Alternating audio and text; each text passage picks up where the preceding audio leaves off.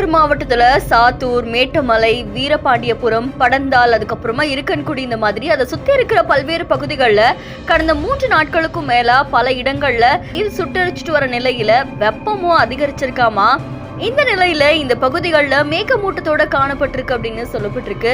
அதை தொடர்ந்து மேட்டமலை உள்ளிட்ட பல்வேறு பகுதிகளில் ஆலங்கட்டி மழையோட பலத்த காற்றும் வீச மழை பெஞ்சிட்டு வருது அப்படின்னு கூறப்படுது.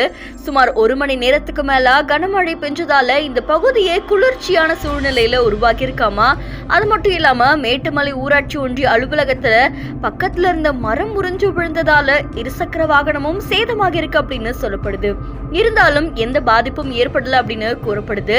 இதை தொடர்ந்து அந்த பகுதிகளில் மழை பெஞ்சிட்டு வரதால சாத்தூர் உள்ளிட்ட பல்வேறு பகுதிகளில் இருக்கக்கூடிய விவசாயிகள் மகிழ்ச்சி அடைஞ்சிருக்காங்க அப்படின்னு கூறப்படுது.